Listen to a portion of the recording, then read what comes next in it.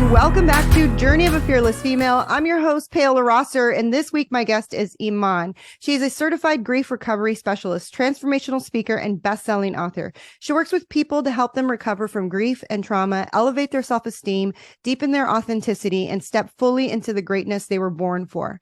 Born and raised in Edmonton, Alberta, Iman's parents moved to Canada from Tunisia, is that how you say it? Tunisia, North Africa, and she's extremely proud of her Arab, is that how you say it? Arab, sorry, I didn't want to say it wrong. Arab heritage and the opportunity her parents gave her by immigrating to Canada to raise their family. Iman's decision to become a grief recovery specialist was inspired by her own experience of living with traumatic loss just 2 months before her 7th birthday. She witnessed her father brutally murder her mother. From that moment, Iman effectively became an orphan as her father was sentenced to 25 years in prison. This is her fearless female journey, and I am excited to have Iman on the podcast. Welcome, Iman. I actually found Iman on TikTok. She posted the most heartfelt, moving TikTok. I mean, I was crying with you. So I'm so excited that you responded and that you're here to tell your story.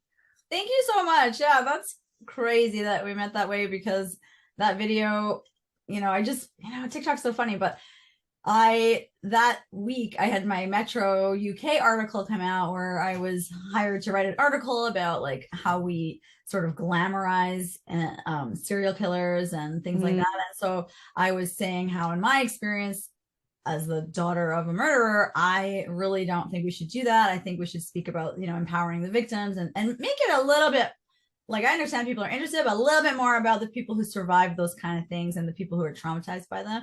And so I did that 30-second TikTok, and then there you were, and so many people have reached out, and I'm like, wow, it's just in those moments that you don't expect anything, that the major things, like great connections come from.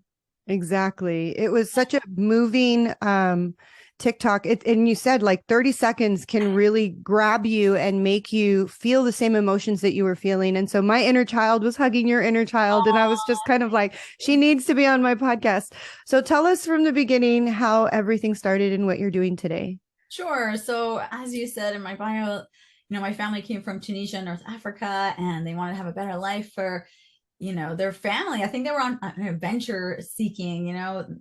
They went to France, and my father went to a chef school, and then he became a chef, and he had my eldest brother, and then they moved to Ontario, Canada, had another boy. And everyone always says how much my mother wanted a girl. Like, she was just like, seriously, they make it a big thing. Like, she would cry when she had a boy, which I feel bad for my brothers, but she was so excited, in 81 when she had a girl. And I didn't get to have her for very long because, life was a bit hard for her. She had been in this abusive relationship. My father was really, really just quite a menacing man. And, the children, we would witness a lot of the violence that he would inflict on her and my brothers. And so she had separated from him because he was cheating on her, and she found out. And so she asked him to leave.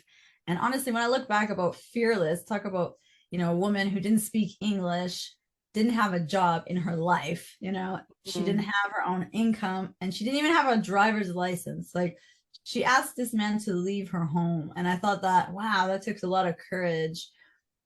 So she got her license. She was going back to learning English in school, like in a program. And my father had the key to our house because she said that, he could come whenever he wanted. Like, she didn't want him to feel like she was taking his children. And I think she was obviously afraid of him.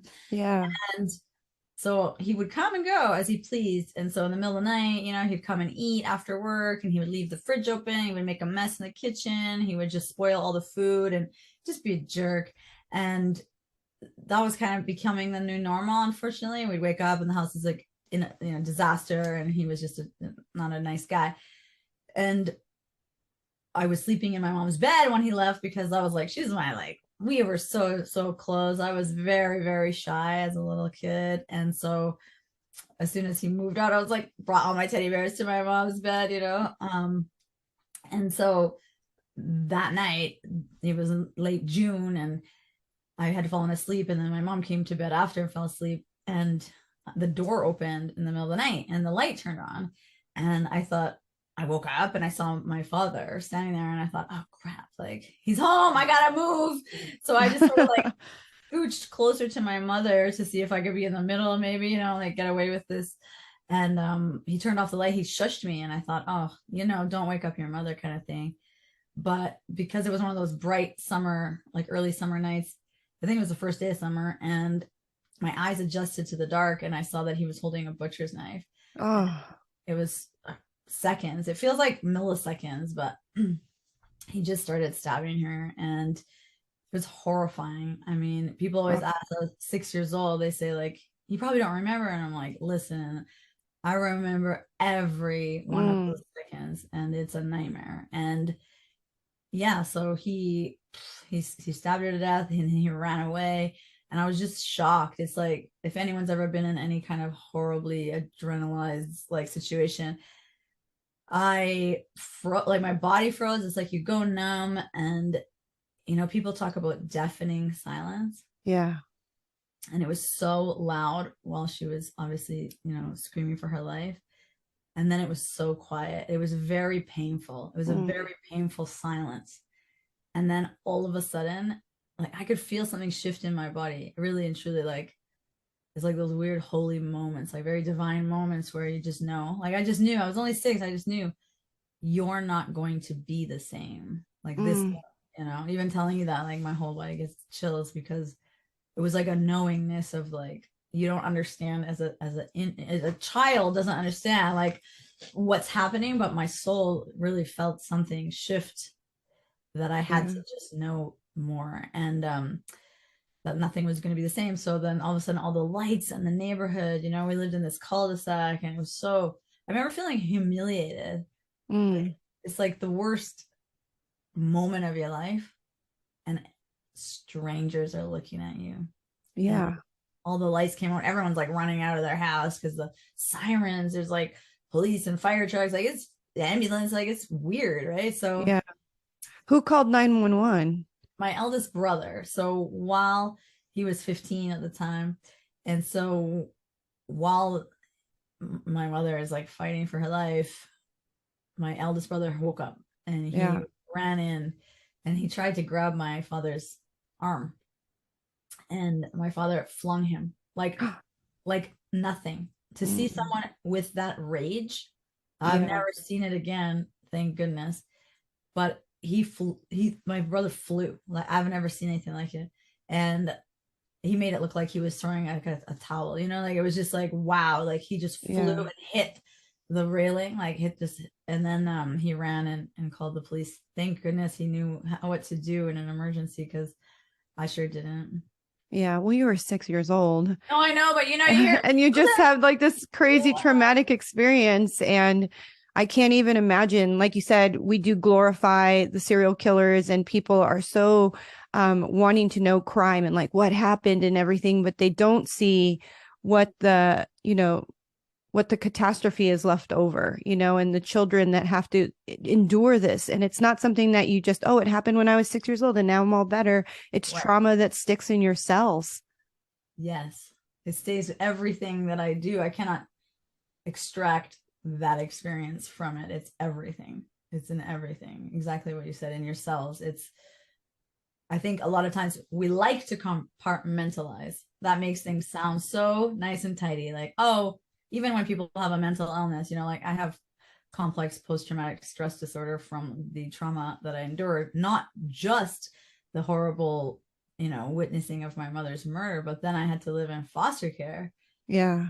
And that was horrifying. It was absolutely the worst experience. And unfortunately, it's a common experience. Yeah. Tell us a little bit about that experience, about how, I mean, I'm sure that immediately he was arrested and taken, and now it's just you and your brothers, and your oldest brother was 15. So it wasn't like he could take responsibility for you guys, right? Right.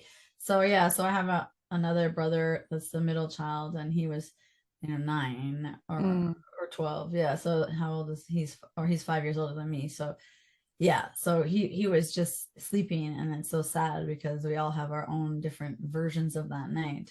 But his is, he woke up without a mother, and it's so sad. Like it's just so many people. My eldest brother, wasn't strong enough, right? In his Yeah. perspective, he wasn't able to save his mother. Then the middle one didn't wake up. That's Yeah. another trauma, right? Yeah, And then exactly. there's me where I'm like, okay, I was too small to do anything, but at the same time, like I had to see the whole thing. And it was just awful for everyone. So that night. So then he ran off, and there's just so many things that are like mysterious about it. Like he took off, he went to a corner store, he took all his clothes off and threw everything in the dumpster. And then like there was a car waiting for him. To this day, I don't know who this car is. And he gets in, and it's like it's moving while he gets in, because there was a witness, because luckily the nosy neighbor, if you're a nosy neighbor, you keep doing you. Yeah. Because this nosy neighbor was watching everything, and she Yeah. was going to get cigarettes or something from the store. So she was like, oh, there's my neighbor. And she was like following him, and she goes, why is he running? And what's going on? He's covered in blood. What the heck? She's putting it together. And then she said he jumped into a moving vehicle, like with his underwear on, like just, and then he broke into my aunt and uncle's apartment, like climbed up Wow. three balconies, climbed up, broke in, and then pretended to be sleeping on the couch. And Wow.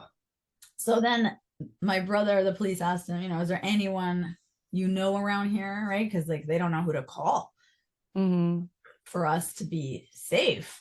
And immediately our next door neighbor took us inside, but like it was, gave me, I remember she gave me, a pajama, like a shirt of hers. Like she took off my shirt, my nightgown, which was obviously just horrible. I can't imagine what these people saw in me. Yeah. I'm sure it gave them nightmares. And so my aunt, the police go to her house, and they say, can we come in? Is there anyone here? And my uncle answers the door thinking, no, like we were sleeping. It's 2 a.m. And they said, well, can we just take a look? And thank goodness, because my father was pretending to sleep on the couch. Wow. And so he had like premeditated it and had it yeah. all planned out. And yes, because the nosy neighbor, yeah. I love her. Like I'm trying to find her actually, because I want to say thank you, because I got the police report when I was writing my memoir, and there she was, the hero in the story, because she was always smoking outside. And she said for a week before, she saw him in his car out front of our house, and he would time himself going from his car, unlocking the door, and he kept looking at his watch and seeing how fast it took him to open it, unlock the door and lock it. It was very strange. Like, so she thought he was weird, like, because he just looked strange. So because there was nobody that they could call for you, or like on your side of the family or whatever, did you go straight into foster care? So my aunt was my mother's sister. So she was the house that he broke into. And so we stayed with her for that, like for sure, for a few nights. And then because you're not guilty until you're proven guilty. Yeah. It took even though there's so much evidence proving, right? Yeah, it's paperwork, really. And so they held him for over a year before he was sentenced.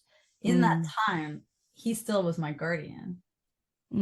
So he got to choose a house for me to stay in, which was his friend's house.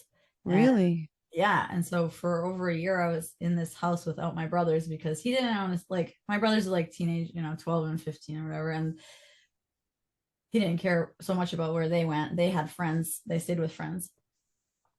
And both of them like in the same house. And then I was with this family by law. I had to stay with this family, and they treat me like a dog. Like they made me sleep on the floor, literally in the like downstairs by the front door, like a dog. Oh, it's so sad. It is. And you're so separated from the only other family that that makes you feel safe, your brothers. And now you're like in this home. I can't even imagine how your inner child processed all of this. Oh, yeah. Very interesting. I think I read the police report. I don't really remember this part about they said like for a few days I didn't speak. I just held a picture of my mother and cried and stared at the wall. And I think like when I read that, something in my heart broke. Like I was like, what? Oh man, that little girl, Yeah. Sometimes when I think back, I think of it separately a little bit. You can hear me talk about it like someone else a little bit, because it's so that's what you have to do sometimes to survive this kind of experience. You know, you have to like, okay, that was that time. That was me. That was my version of me then. And then there's different versions of me so that I could keep evolving and I surviving. How do you feel like the system failed you? I mean, this is a question that is so powerful because it's intricate. I understand, like, as an adult, I understand. I've worked with a lot, I have a lot of friends that are social workers. I understand why it breaks down. Mm-hmm. But when you're in it, it's so painful because the system is supposed to protect children. Yeah. And in order to do that though, you need to take care of the adults. And the problem, one of the problems that I find is that they don't make sure the adults are well enough. Yeah, And exactly. that's so you have these dysfunctional homes and people blame the kids a lot. You know, a lot of pressure put on me, to be honest, to be regulated and healthy and mentally well. And I'm like, yeah, like focus on yourselves because I don't have, like focus on yourselves, like because Yeah. I'm a kid. You're supposed to know better, not Yeah. not me. And so a lot of times, even I was just speaking to someone, a psychologist the other day, like that the kids are the ones that they go, oh, you're not acting right. They got to go to rehab. They got to get drugged. Like they give kids medicine that makes them less, Active. defiant, right? And then you got to get to the root of why they're acting like that. And I think there should be programs for the foster parents, Yes. right? So that like everyone goes to therapy. The parents should have to go to therapy. The parents should be the ones you're really looking at their psychology. Those are the people you should be focusing on because the kids will respond to you. If I Yeah. were, and that's why I have complex post-traumatic stress disorder as opposed to without the complex part, because then I was abused for a decade. It's not, Yeah. if it was like happy ending where, okay, this horrible tragedy and then this beautiful family took me in and loved me up and helped me heal, I wouldn't have this Yeah. problem. Like a lot of my problems I wouldn't have. So you had to stay with your father's friend for 10 years? No, for over a year. Oh, and then what? And then they placed you in a different home? Yeah, so then my aunt and uncle who had that apartment that was broken into, they were like, okay, we're gonna take these kids. Okay, we're gonna get them. So then I'm with them, and then they go, oh man, like, nah, too hard. 3 kids, Yeah. right? So part of me, I get why it would be too hard because you have like they had 1 kid of their own, now they got 4 kids. I get it. Part of me understands that as an adult. As a kid, when your own aunt and uncle, or your mother's sister rejects you and then leaves the country, like then they decide to move Ooh. back to Africa, like it's one thing for me to contemplate like, okay, it was too much to have 3 extra kids. I get that. Why don't you stay nearby so you can make sure we're good? Yeah. To be the only living relative I have and then to flee the country to like ditch us in the system. Yeah. But for me, I have a hard time. I still have a hard time with that. I don't get that because you couldn't pull me away from my nieces and nephews. Exactly. I think now that we get older and we've experienced trauma, we don't understand how adults like, Failure, man. yeah, how they like managed. But at the same time, like when you think back to like the 80s and the 90s, mental health wasn't something Cool. big. It wasn't definitely you never went to therapy. You never read a book about self-help and you definitely didn't like were never self-aware or Yeah. you never really realized that you were carrying traumas from generations past. So I think a lot of people just dealt with their emotions the way they knew how, which is to shut down or freeze or like leave like the country just so that they don't have to deal Totally. with it, right? Yeah. And it's sad because now we have a generation of children who are like, hey, I need to be seen, I need to be heard, and I need to be Yeah. loved. And I need the safe space to be able to express my emotions. And there's so much that happened to you. And I can't even imagine the loneliness that you felt and the trauma and just tell me a little bit more about like how you handled grief, because obviously as a child, this is a new experience, a new feeling in your Yeah. body. How did you handle grief? That's a great question to how do you handle grief as a kid? It's so interesting because children inherently want to believe the adults around them because we don't have the skills. We think you know what you're doing, right? And anyone who has kids can attest. Like, I know my daughter looks at me like I'm the queen of the world, right? Mm-hmm. And she always asks me all these questions, like as if I know everything. I'm like, I don't know everything. But when I was a kid, it was interesting because what you said, people don't know how to deal with grief. So I had all these adults that were shutting down and avoiding the grief, and they didn't want to talk about my mother, and I wasn't allowed to cry about my mother. People were constantly like, Iman, oh my God, like get over it. Like Oh, you're upsetting everyone. And so as a child, you just start to learn to become a chameleon and only give people the parts of you that are acceptable. And I think that's how you create a really great people pleaser and a high achiever, right?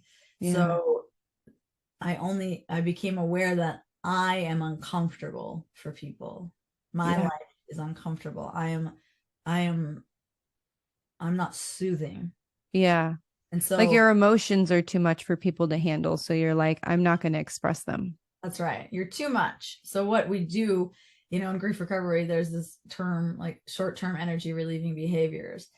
There's these things you do. Everyone does them when you have that energy, because grief is a natural reaction to loss, right? Mm-hmm. So we're supposed to feel grief. That's a good sign that you're healthy. Yeah. When you don't know what to do with that energy because no one taught you, you drink too much.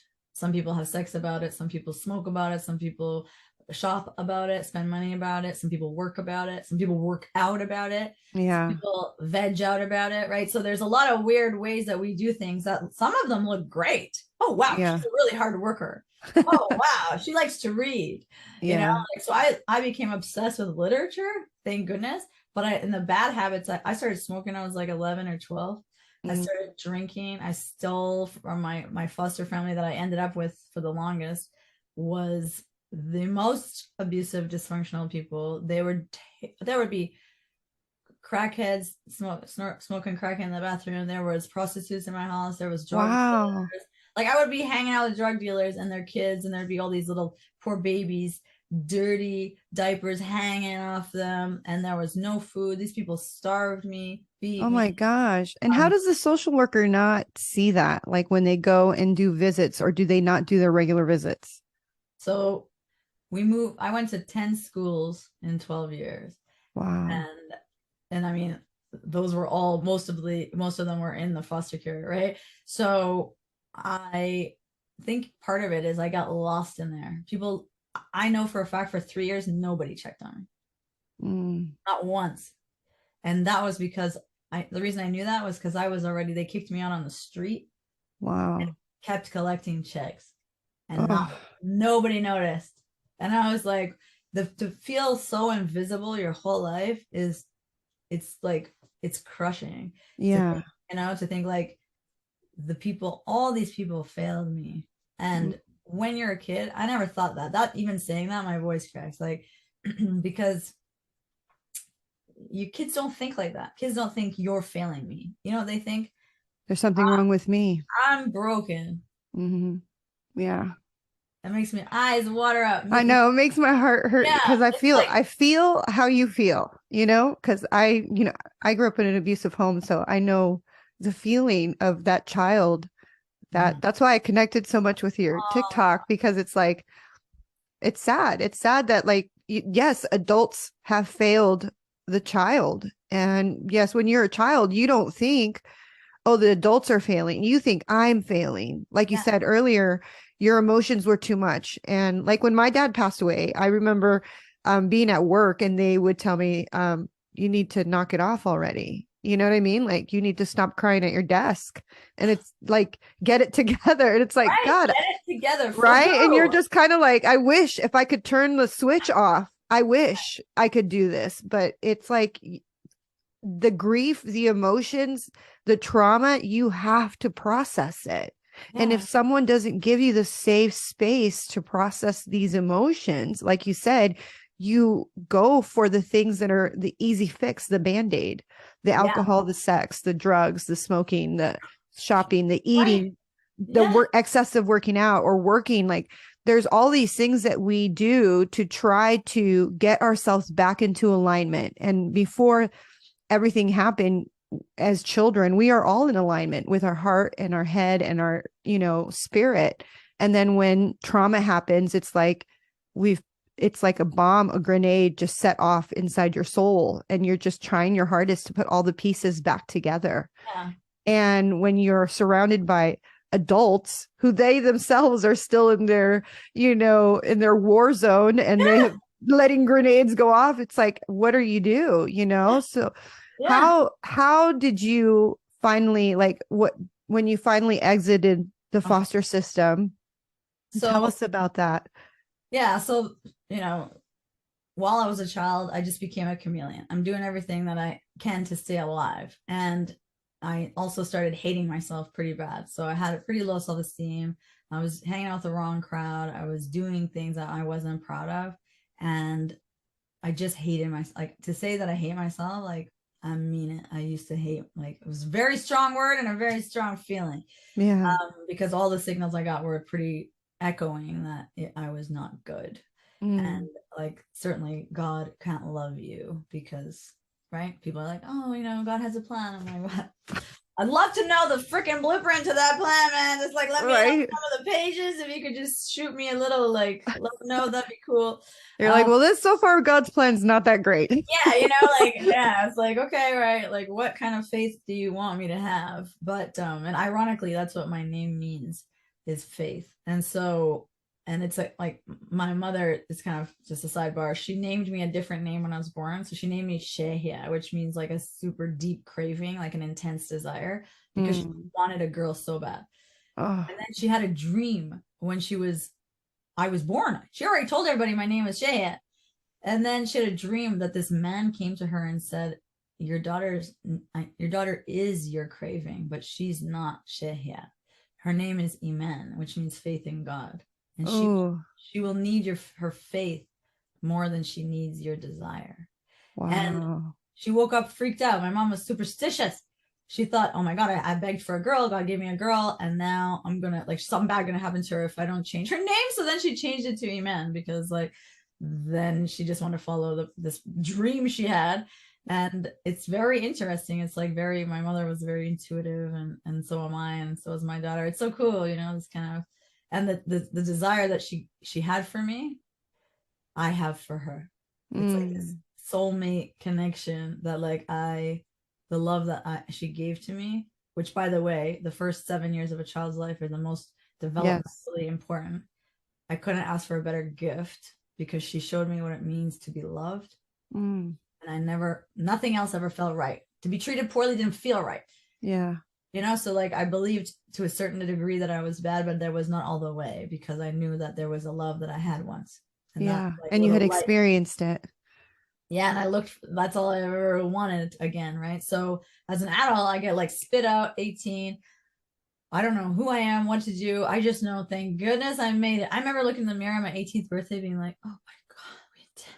Like, I never thought I would get to it. I thought I'm going to die. Every day I was like, this is a horrible, horrible life. Like, I don't want to be here. Yeah. And so when I turned 18, it's like, that's the freedom. When you're a foster kid, that's the freedom ticket. You can't wait to be no one's, like, no one owns you anymore. It's like, so what's the process? Because, I've watched a lot of documentaries where they just basically come with black trash bags, and they're like, okay, you got to go.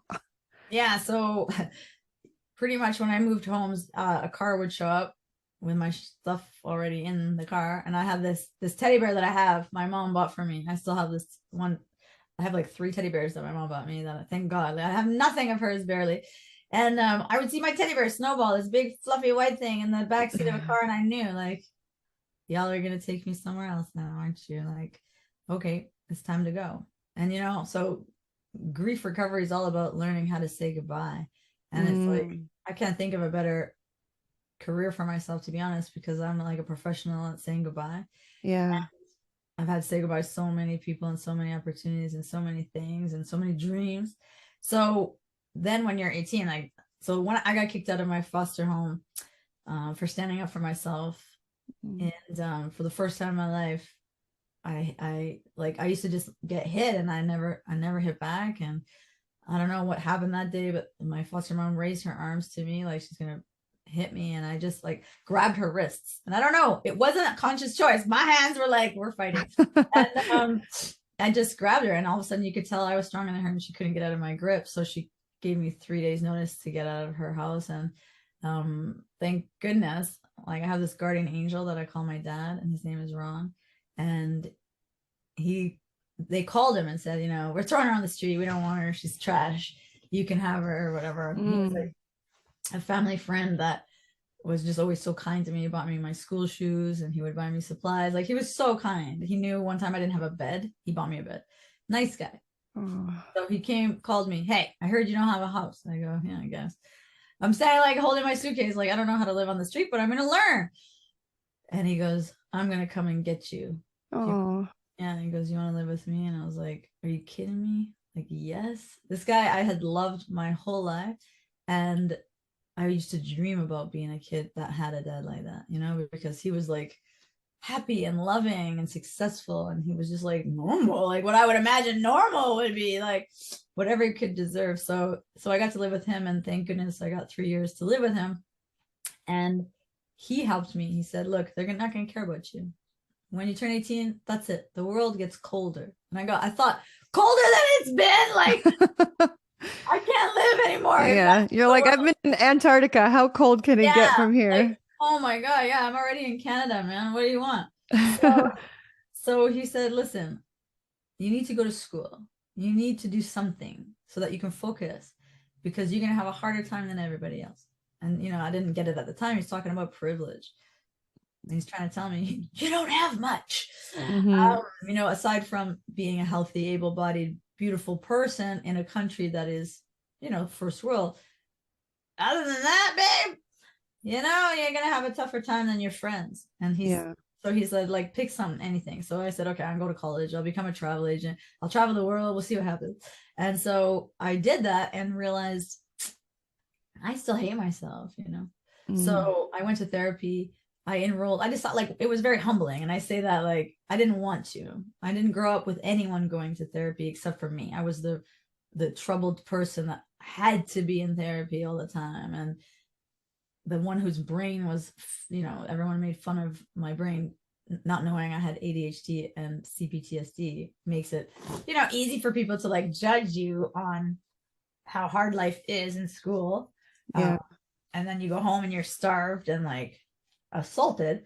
It made it hard to be normal and successful. But so I just decided one day, like, I couldn't take it anymore, and I just was like, I gotta go to therapy, like, properly. Like, I gotta, like, because it was disjointed as a child. We moved a lot. And so I got 3 jobs so I could afford it, because it's pretty expensive to go to therapy. And I just hustled. Like, I asked everyone I could work with that would try. I was like a guinea pig. I was like, do it. Yeah. You want to learn how to be a better psychiatrist? You should try me. Like, do it on me. Like, do whatever you need. I need to know myself between that and fitness, to be honest, because you have to let the energy out. Yeah. Talking's not enough. And then you got to change things in your life and start to act right, like the way that you aligned with yourself. So I started doing that. And I realized, oh man, life getting easier. Like, I could think clearer. I could make decisions. I could do things that it wasn't so painful. Yeah. Was the voice of telling yourself that you hate yourself or that you're not good enough, did it start to lessen? Well, it lessened, but the more important thing was that I realized it wasn't my voice. I thought it was me telling in my head, like, but I was like, no, that's my abuser's voice. Like, when I stopped to listen to it, I was like, no, that's my foster parent. Yeah, that's not mine. And I was like, she's not very smart. So yeah. I'm not going to believe you anymore. And I still hear that voice sometimes.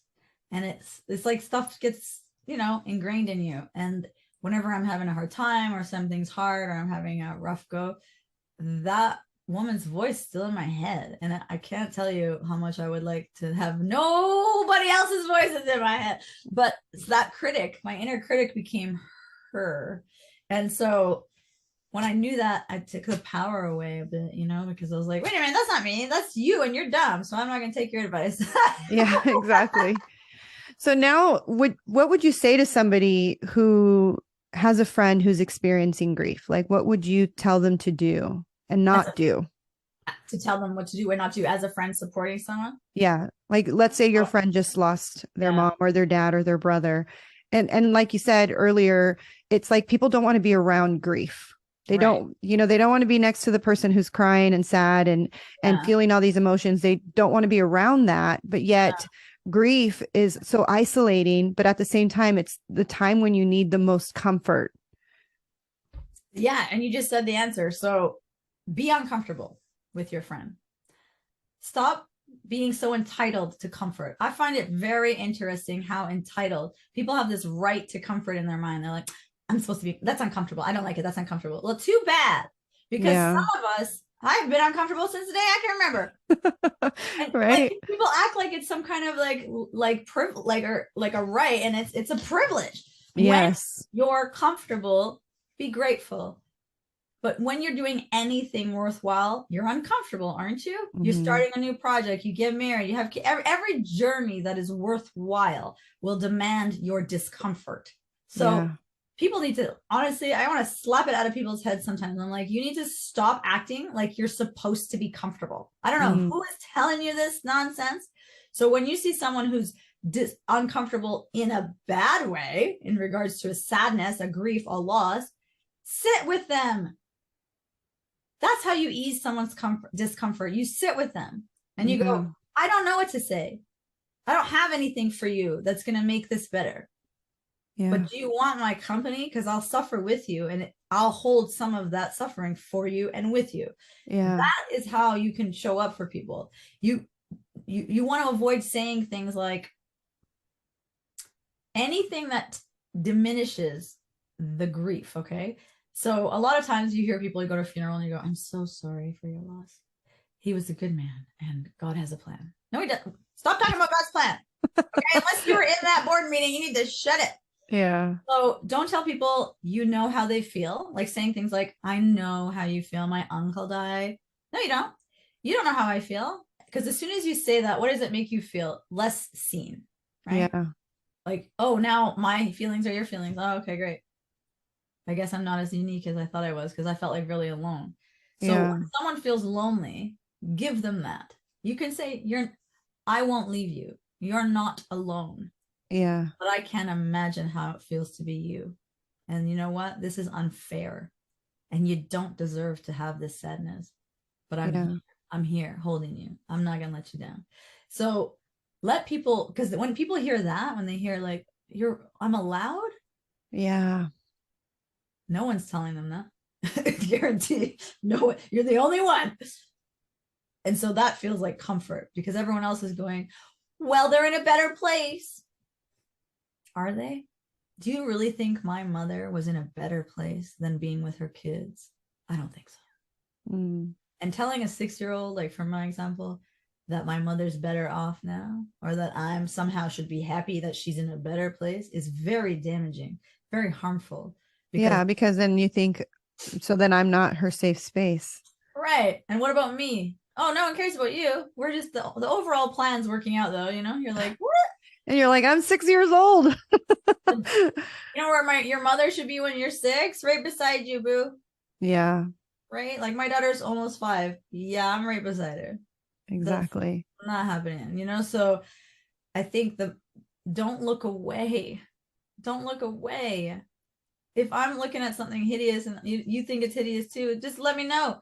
Ooh, this is hard. Ooh, I can't imagine. This is awful.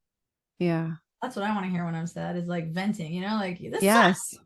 I just want people to listen. I just want to have a safe space to say what I want to say without judgment or shame or guilt and just let me express the emotions, right? Right. No finding the pot of gold, you know, and it's so interesting. Witness yourself for everyone listening and watching, like witness yourself the next time you have a crappy day and you tell someone who says, oh, well, you know, they might have been having a bad day or, you know, look at the bright side, you know, look how it makes you feel. You'll feel shame. You'll feel silent. You'll quiet up because you know now you can't share because this person's just going to keep sticking up for the lady at Safeway or the grocery store that was rude to you. You know, you're like, they're like, maybe they were having a bad day. I always find those people so annoying. I'm like, or maybe I'm just allowed to be grumpy for a minute. Yeah. Because that's the energy that needs to go.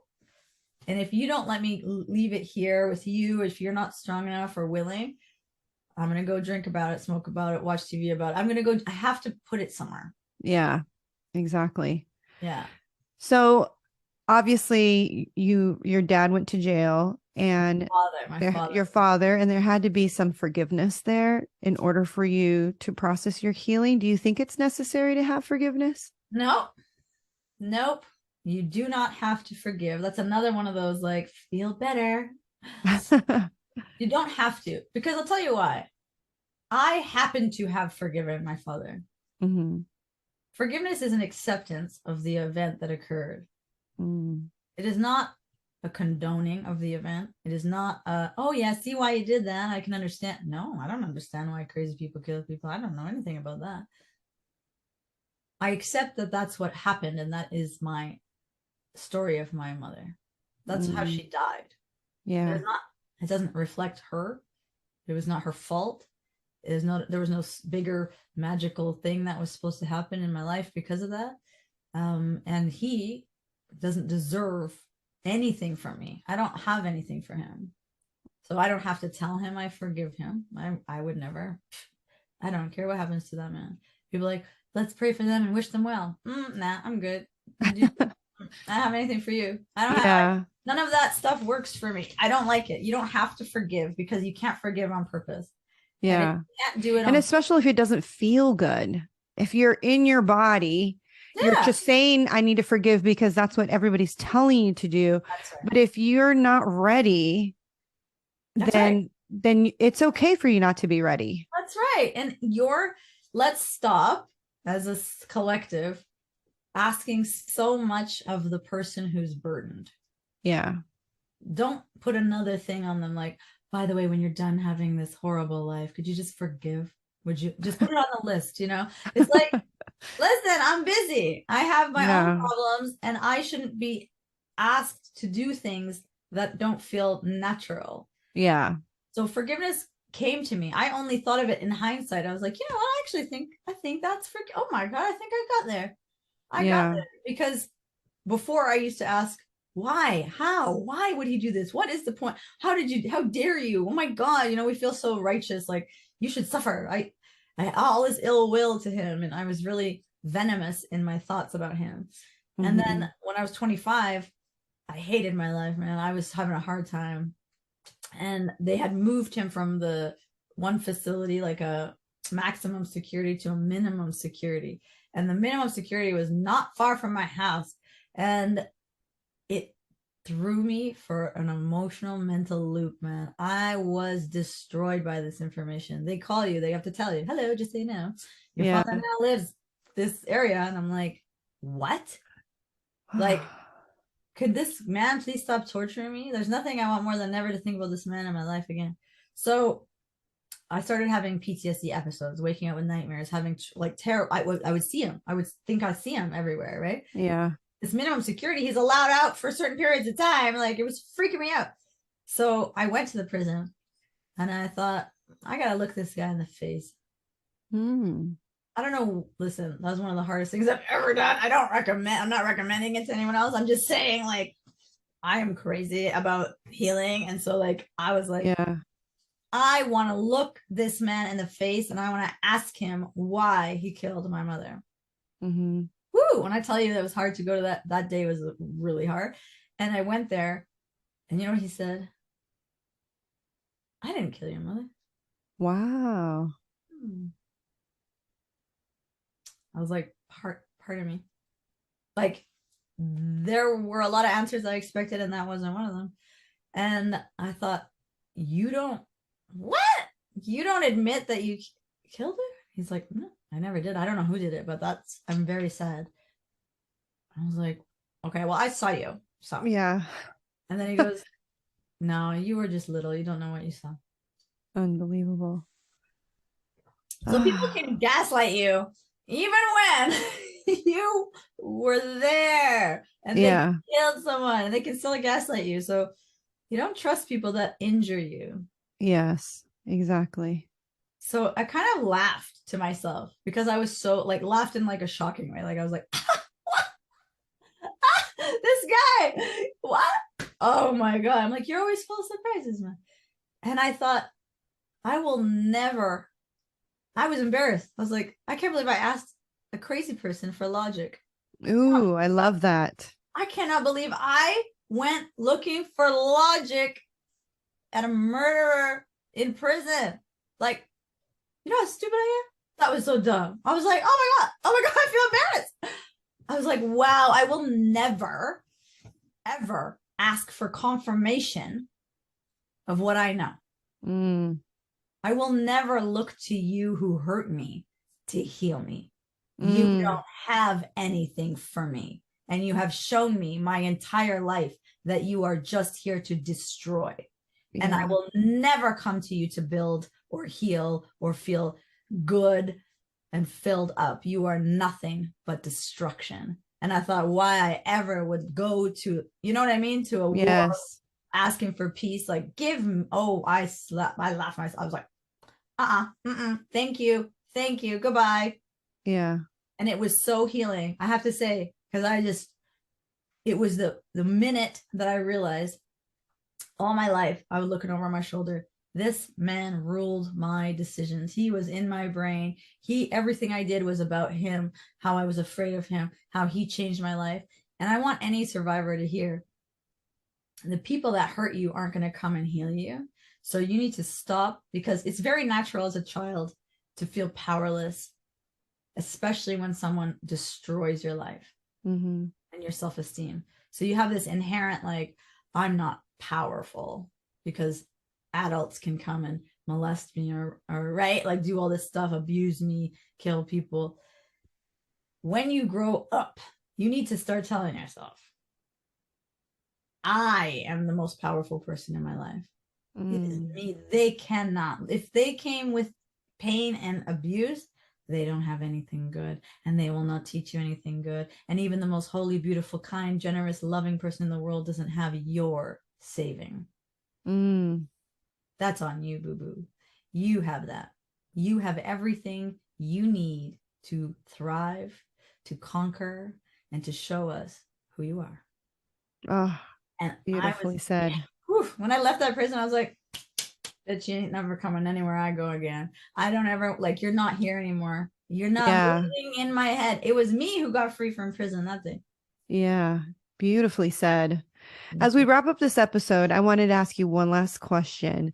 You know, what makes people, because you're obviously resilient, you've been through so much, and you've had quite the fearless female journey. What makes people resilient? And are there ways that we can build up our own resilience? Yes.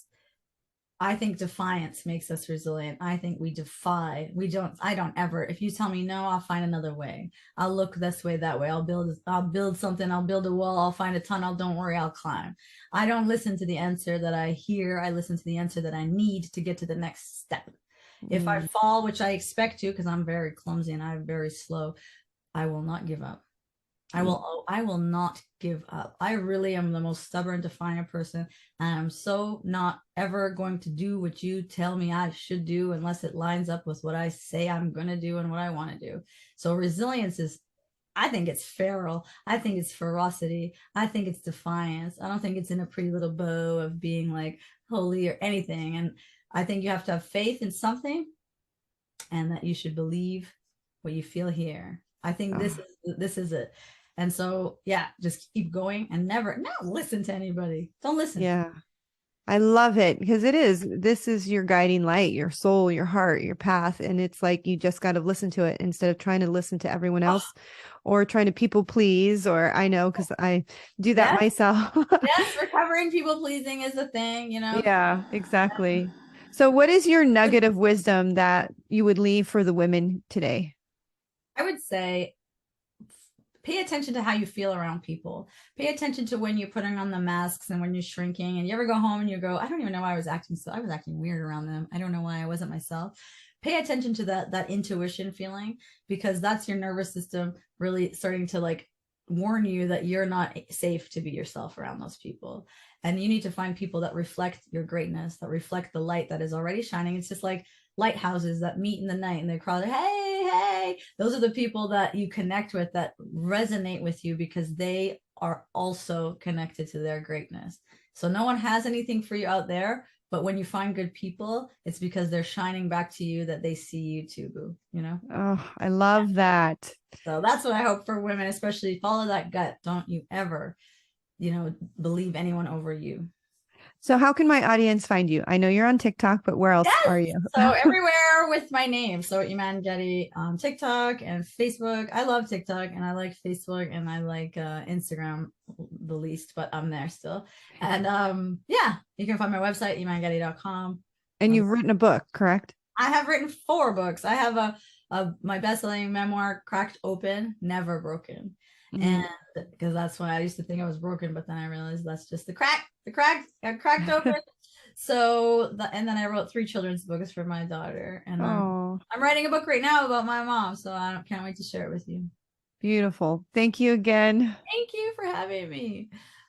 Thank you again for listening to Journey of a Fearless Female. I'm your host, Paola Rosser. If you love this episode, make sure to share it with your friends. You can find me on the internet at fearlessfemale.com, on Facebook, The Fearless Female Movement, on Instagram at Fearless Female Podcast, and don't forget to subscribe, rate, and leave a review. And ladies, remember, we have the power to rise and face everything. Until next week, goodbye.